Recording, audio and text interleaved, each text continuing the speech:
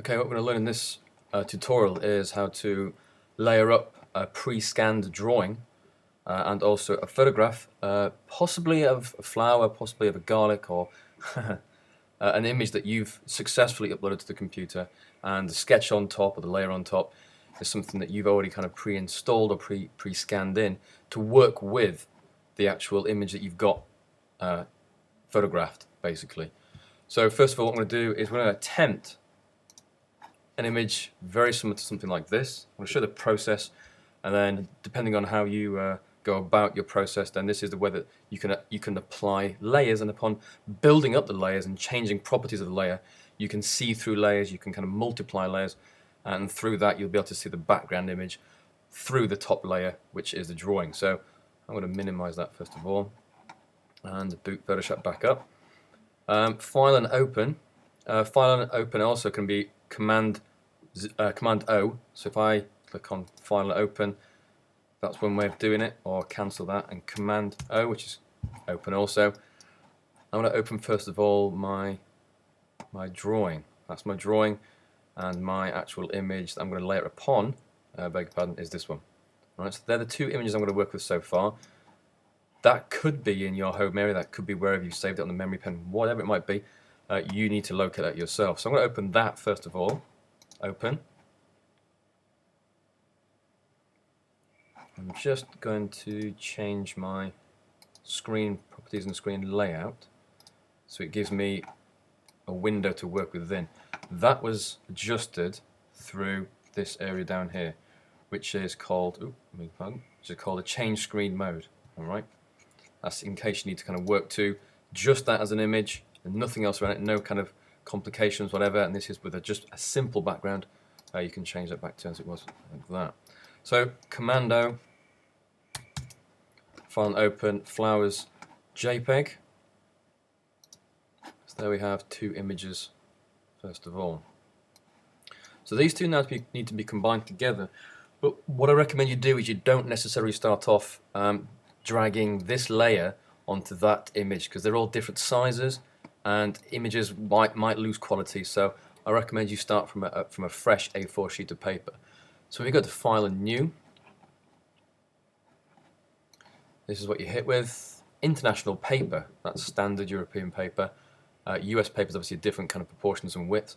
So international paper, we want A4 size.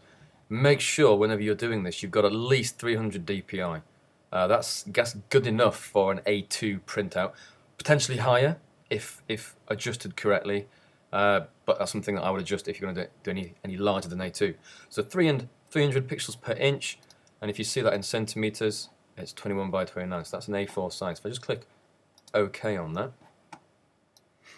and there's our white piece of paper. I'm going to first of all drag in, but I need to be able to drag. I can't drag with the cross. I need to be able to understand how to drag using the correct tools. So if I just zoom in onto here, this is the Move tool. If you can all see that, the Move tool. Click on that, zoom back out, then click and drag into my area. Now you'll notice straight away that it's not the right proportions.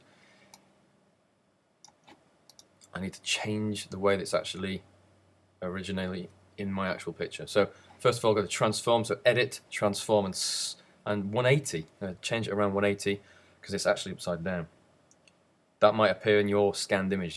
Something might be upside down. So change it either in the original. You can go back to that one, go to Image Canvas and rotate 180, or drag it in once you've done it in the new A4 layer, which is here. And you can move that around as long as, if you notice my layer palette down here, okay, has got layer 1 highlighted or background highlighted.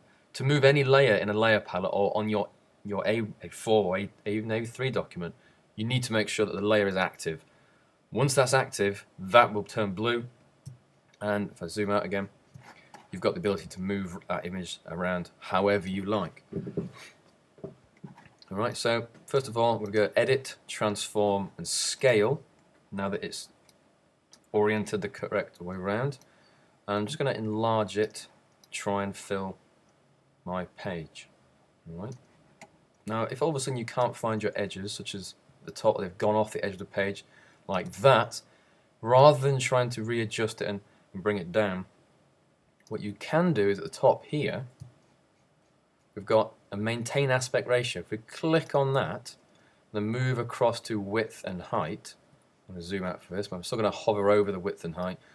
You notice I can adjust the height accordingly, and if I just move it slightly higher, let go, it will fill the page itself. It will fill it to however high or wide you are working on. So that's moving it into position, but you'll notice it's slightly pixelated because it's trying to make it bigger than it actually is. So we need to rectify that. We need to just click either OK here, click OK here, or you just hit return on the numeric aspect of the keypad. So I'm going to do that on the keypad, and we'll just watch.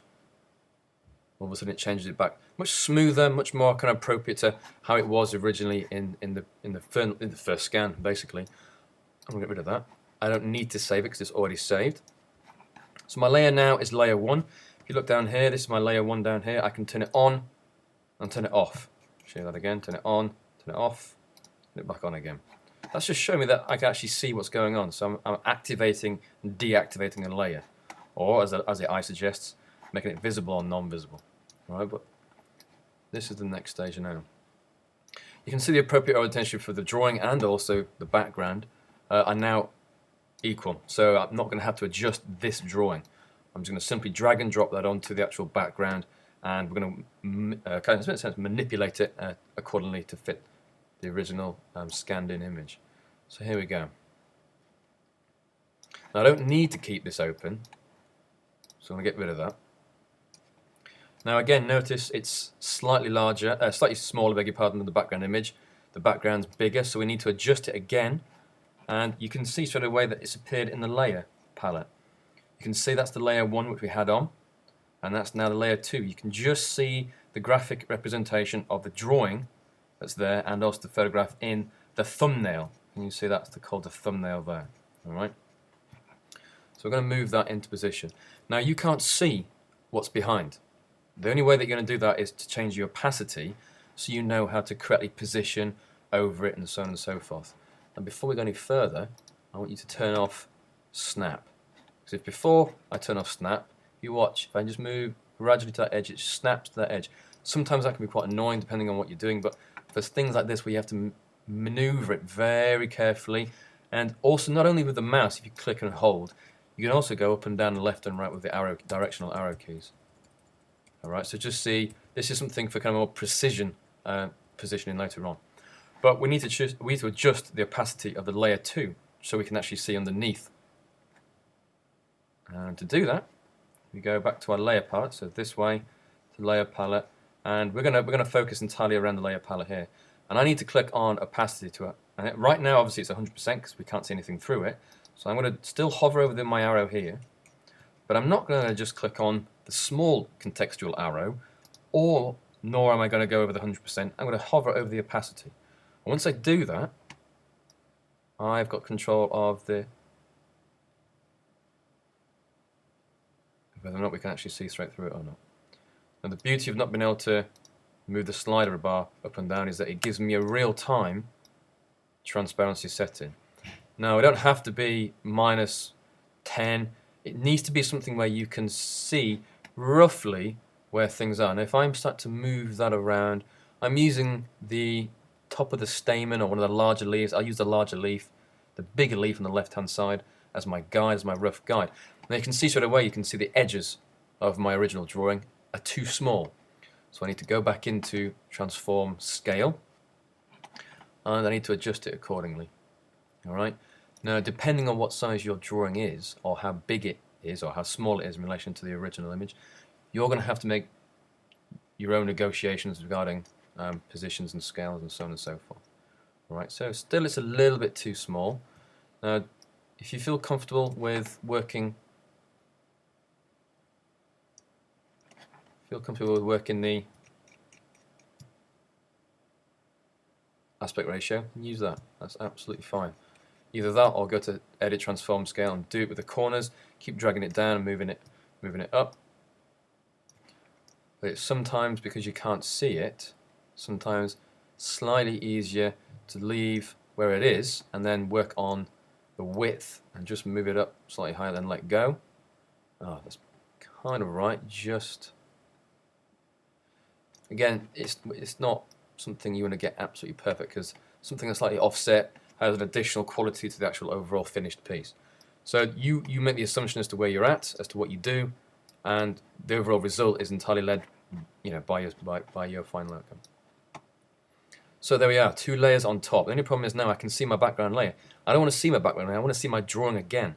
So again, back to opacity, so back down to over here. This time you can just take that straight up to 100%, and you'll notice straight away you've got a full-size image. Don't forget to render it.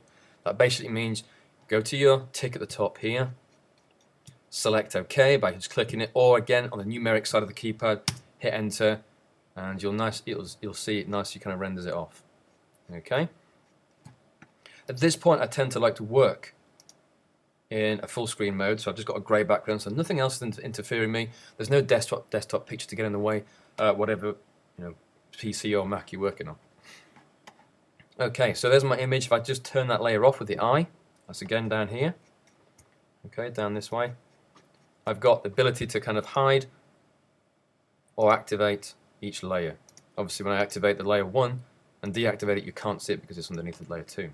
So see it as a cake. So you've got the background, which is the white space. I'll just show you that.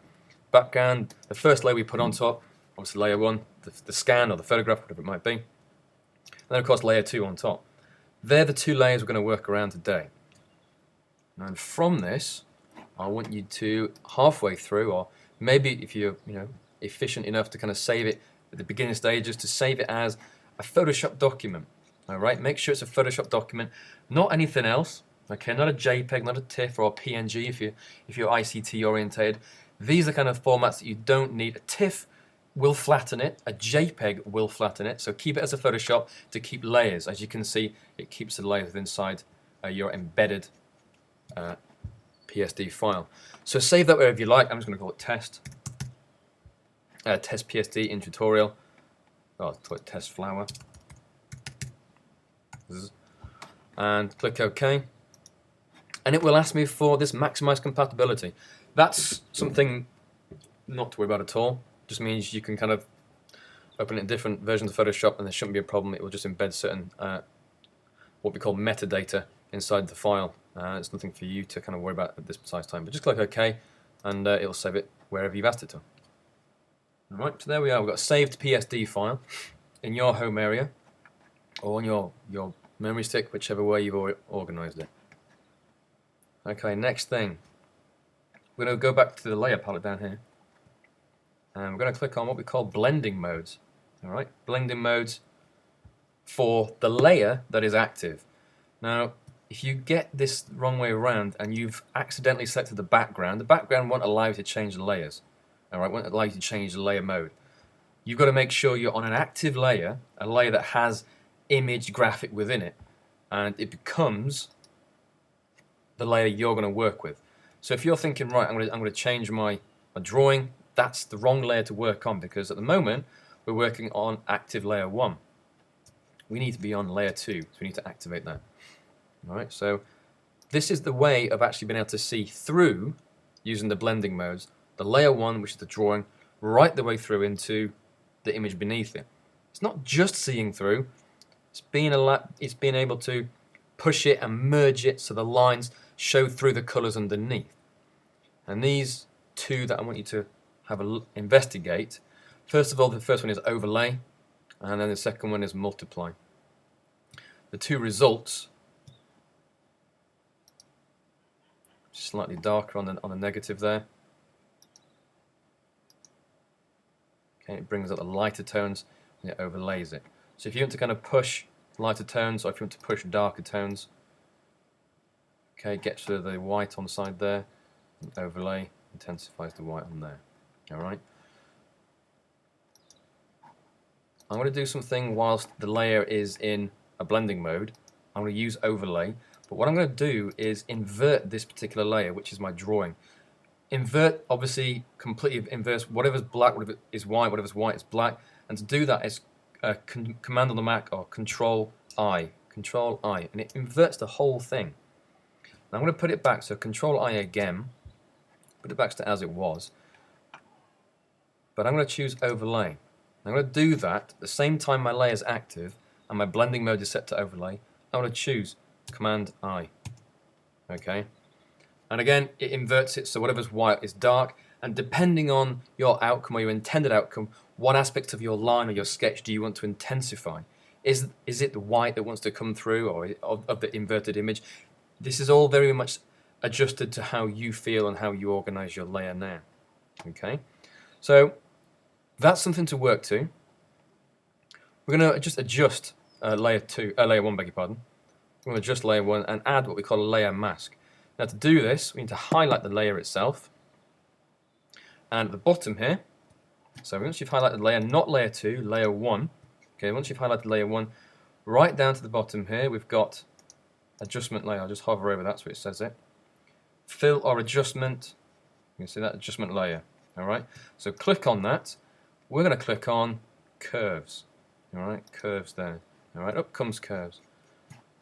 This allows us to intensify the tones within the background image. But before we do anything to that curve, we've got to click OK, right, and connect these two layers together. So that layer curves there. There's nothing on it just yet. We haven't actually touched it at all. Nothing's been changed or modified at all.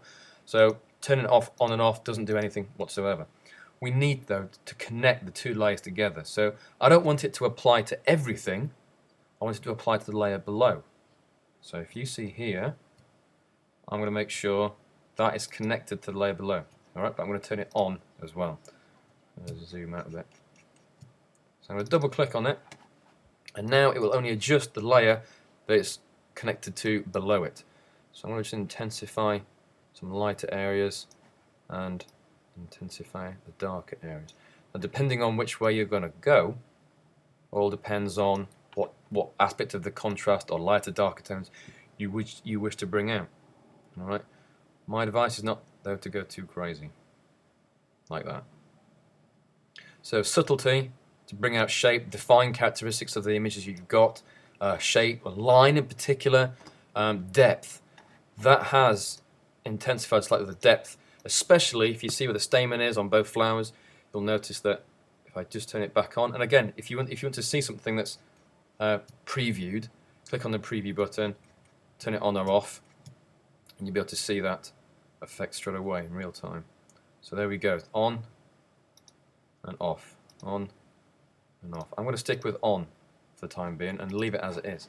So they're my layers, my background layer, my layer 1, layer curves adjustment layer is connected due to that arrow which is just there. Okay, so that layer is now connected to layer 1. Okay, layer 2 is the drawing, of course, on top of the whole thing. If I turn that off, all you will get now is the original, the curves added to it, now the drawing on top. Alright, obviously that drawing is still in a blending mode. You can change the blending mode at any point whatsoever during the course of this. Okay, but choose it for a particular reason, to get rid of whites or to get rid of blacks. So make sure you're able to do that and choose it, successfully. If you need to change curves at all, if you want to make it darker or lighter, or you think it's a bit too dark after, looking back at it, don't necessarily go back into layer adjustments down here. Okay, don't go back into there, you don't need to.